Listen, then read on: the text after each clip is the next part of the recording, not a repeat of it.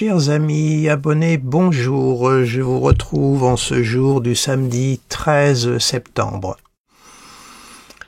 Alors j'espère que vous allez bien dans ce monde bousculé. Alors j'ai eu l'idée de vous faire une vidéo qui va s'appuyer sur l'actualité, mais qui a pour but surtout de mettre en lumière l'importance de Mars dans les thèmes. Voilà. Montrer que Mars est une planète qui est loin d'être neutre. Vous me rétorquerez qu'aucune planète ne l'est. Mais tout au moins, Mars est une planète qui déclenche, qui active, qui attise. N'oublions pas que Mars est une planète de feu et qu'elle a domicile dans le signe du Bélier et le signe du Scorpion. Mars est donc une planète d'action. Son glyphe qui représente un petit rond rouge avec une flèche est bien significatif. C'est une planète qui perfore, qui traverse, qui tranche. Mars n'est pas la planète, comment dirais-je, de la paix. Mars n'a rien de pacifique. Il faut être clair. D'ailleurs, Mars dans le Bélier, il est dans l'axe Balance.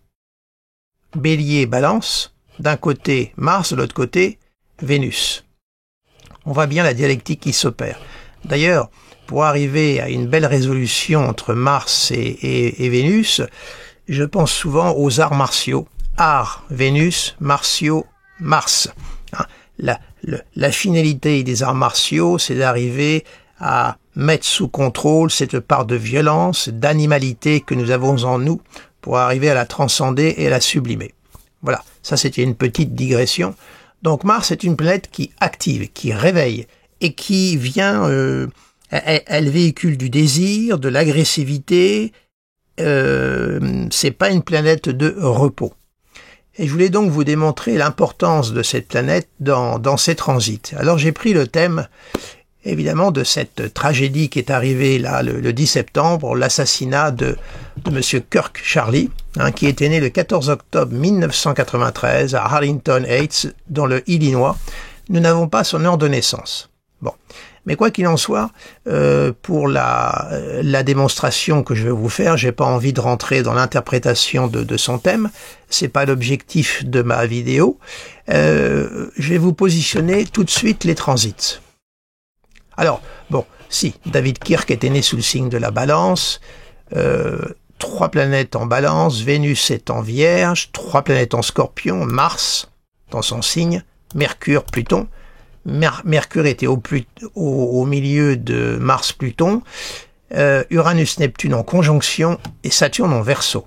Alors évidemment, ce Mercure-là, encadré par Pluton-Mars en Scorpion, faisait un être de combat, un être incisif, avec une certaine forme peut-être de véhémence, de peut-être même d'agressivité dans ses propos. Bref, c'était pas quelqu'un qui était neutre, c'est quelqu'un qui disait ce qu'il avait à dire, et peu importe les conséquences, et malheureusement, alors non que je justifie l'assassinat, attention, mais on voit que c'est quelqu'un qui montait au créneau indéniablement, ça c'est clair. Soleil-Jupiter, en plus, c'est quelque chose qu'il met en lumière. Il y avait quand même, c'est quelqu'un qui avait certainement un ego très fort, un sens de sa valeur aussi certainement assez ancré. Enfin bon, bref. Je vais vous positionner donc les transits. On va même les mettre pour le 10 septembre, puisque c'est le jour où il a été assassiné. Voilà, le 10 septembre. Alors, qu'est-ce qu'on voit? Ben, vous voyez, puisque mon propos porte sur Mars, je vais tout de suite aller sur Mars. Vous voyez, Mars, là. Mars transitait son soleil natal, sa conjonction Soleil-Jupiter, et se plaçait évidemment dans le carré de sa conjonction. Il arrivait dans le carré. Enfin, pardonnez-moi, dans le carré. Je ne suis pas réveillé ce matin, veuillez m'excuser. Tout au moins, il était encore dans l'orbe du carré. Mars avait fait un carré un petit peu avant, et il était sur sa conjonction Soleil-Jupiter.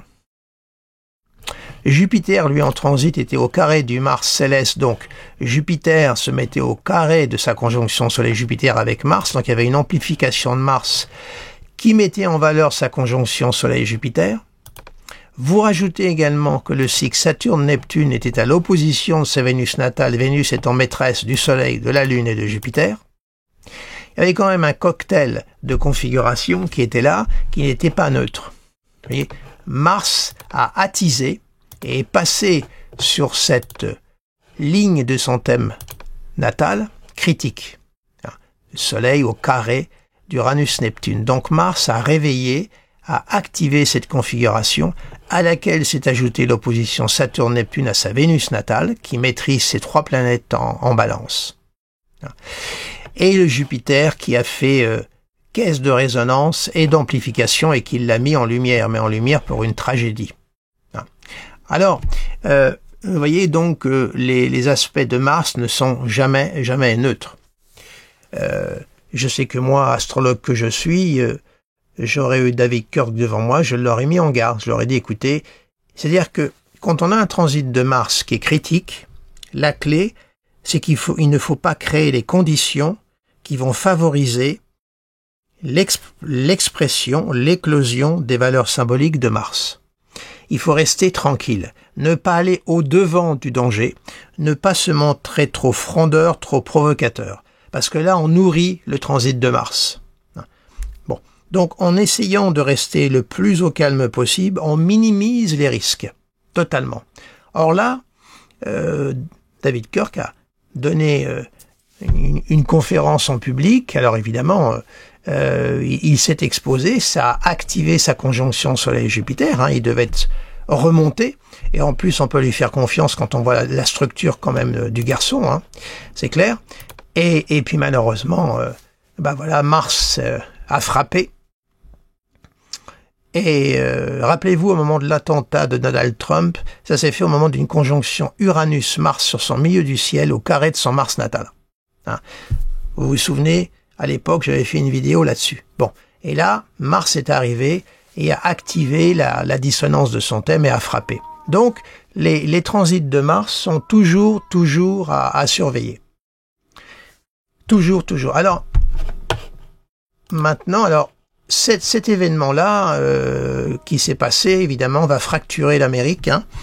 Et je vous renvoie au thème d'investiture de Donald Trump que j'avais fait, où il y avait une Amérique qui apparaissait partagée en deux, puisqu'il y avait Mars-Pluton sur l'axe du méridien. Et Mars était au fond du ciel.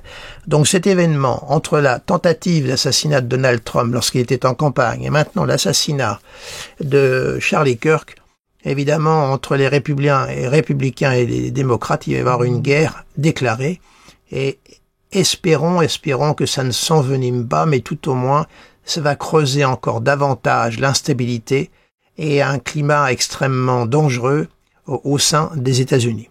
Ça va pas rester neutre, ce n'est pas possible. Du tout.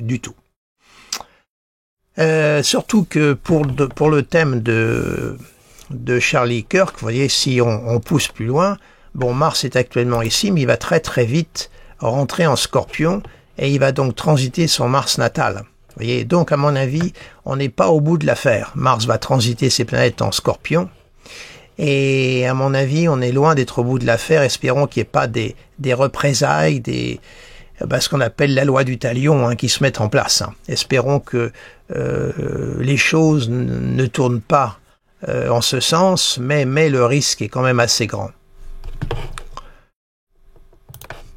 Alors voilà pour Charlie Kirk, ce que je voulais vous montrer, transit de Mars, surtout qu'il avait un Mars très puissant, il était en domicile, un Mars Scorpion.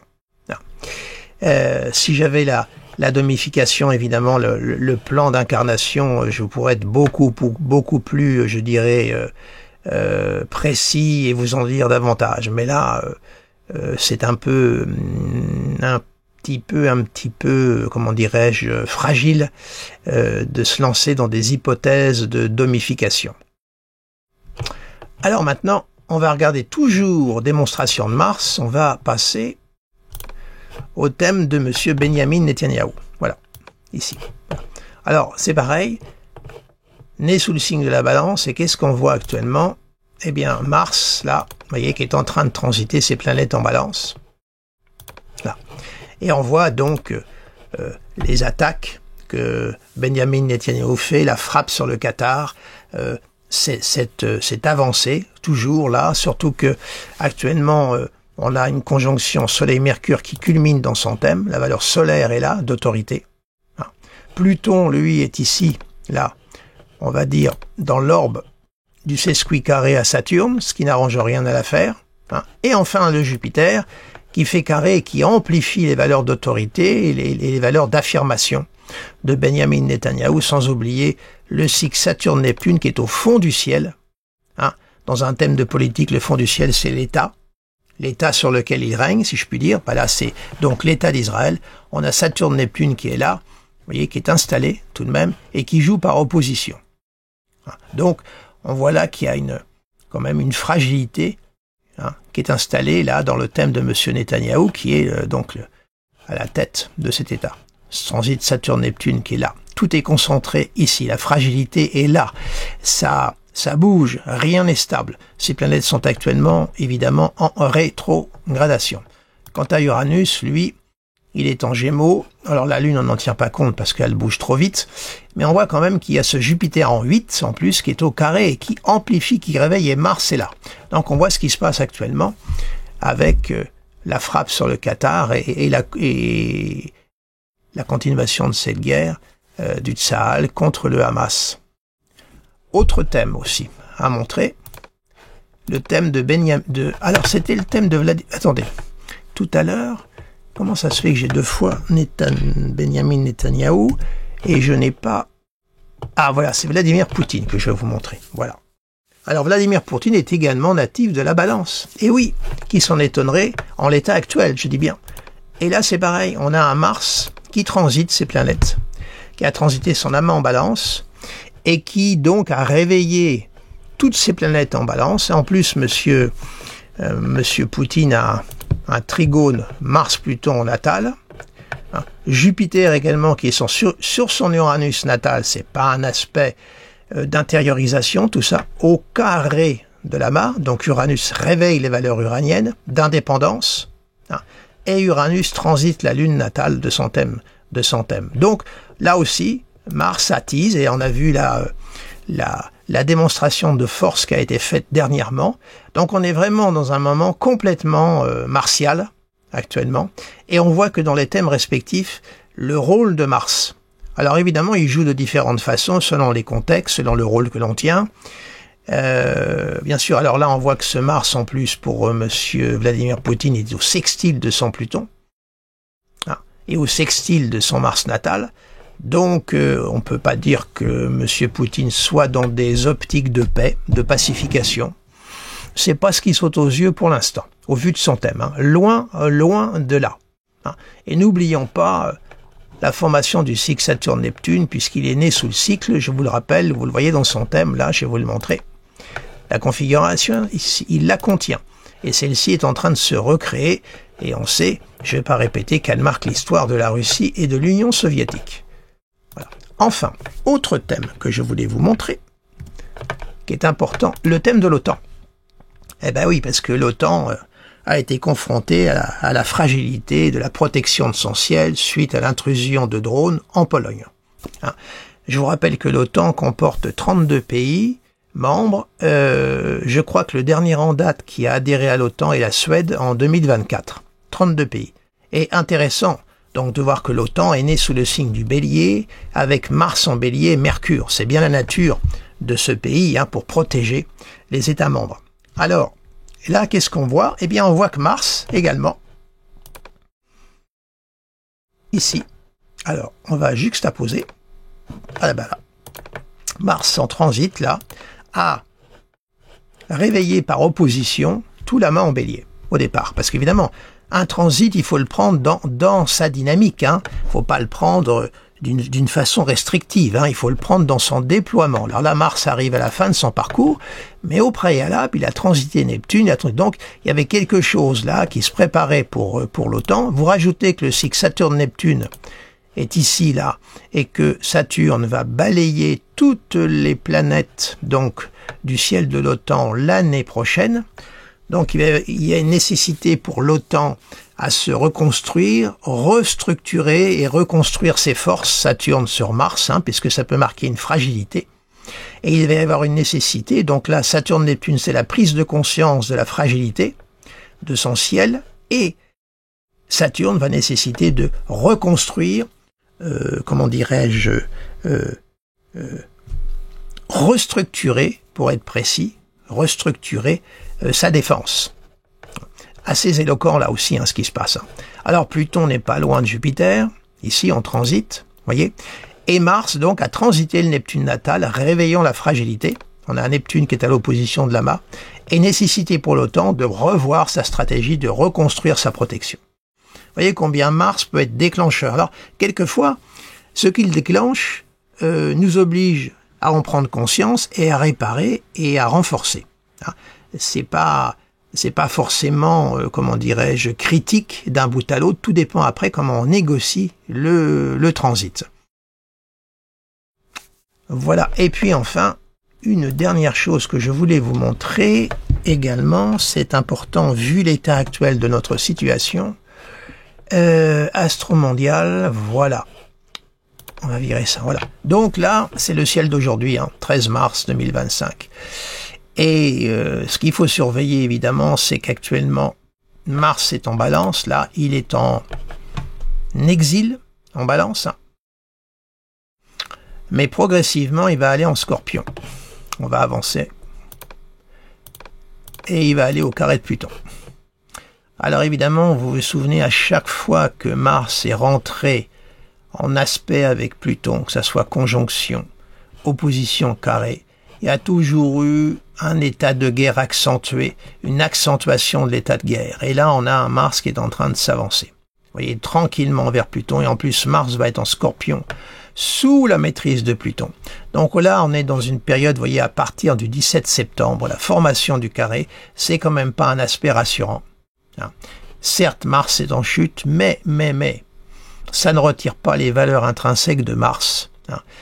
Et ce jour-là, bon, à 8h20, il y aura la Lune qui sera dans la dissonance, mais ça, bon, c'est très très rapide. On a la formation de ce carré Mars-Pluton, et Monsieur Vladimir Poutine est né sous un trigone Mars-Pluton, et il est ascendant Scorpion. Donc il est particulièrement sensible à cette configuration Mars-Pluton. Donc on est dans un moment qui est quand même pas... on peut pas dire que ce soit un moment de décontraction. Passez-moi cette formulation qui est un petit peu légère. Mais là, c'est pas, on n'est pas dans un ciel de détente actuellement du tout. On est en préparation de guerre. D'ailleurs, le mot guerre est sur toutes les lèvres et on n'entend que ça. Et là, on a un ciel qui contribue grandement.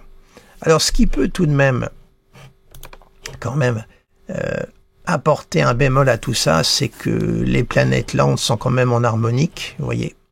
On a Neptune au sextile d'Uranus, au sextile de Pluton, quand même ça tend à maintenir les choses, à faire en sorte que peut-être on ne bascule pas dans une catastrophe mondiale, mais on est quand même sur une frontière quand même extrêmement névralgique.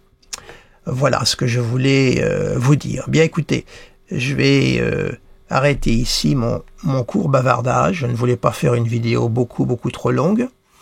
Voilà, écoutez, je vous remercie de votre attention. Je vous souhaite un agréable week-end. N'hésitez pas à me mettre un petit pouce, à partager cette vidéo si celle-ci vous a informé. Mais ma prétention, c'était vous montrer l'importance du transit de Mars dans les thèmes astrologiques. Donc, alors il ne faut pas paniquer outre mesure à chaque fois que vous avez des transits de Mars qui passent sur un point critique de votre thème, bien sûr, mais il faut quand même le prendre en considération. Voilà, c'est important. Et regardez le secteur dans lequel ce transit a lieu, parce qu'il va activer cette maison. S'il passe sur votre milieu du ciel, il va activer le secteur de votre activité professionnelle. Voilà. S'il passe au fond du ciel, c'est le secteur familial, intime. L'ascète, ça va être vos relations avec les autres. L'ascendant, c'est vous. Vous allez être porteur de ces valeurs de Mars. Voilà. Vous déclinez la symbolique selon le secteur, les aspects et les maîtrises. Eh oui, tout entre en interaction en astrologie. C'est ce qui permet de faire des bonnes interprétations. Sur ce, je vous dis à très bientôt et je vous remercie de votre fidélité et de l'intérêt que vous portez à mes études astrologiques. À bientôt.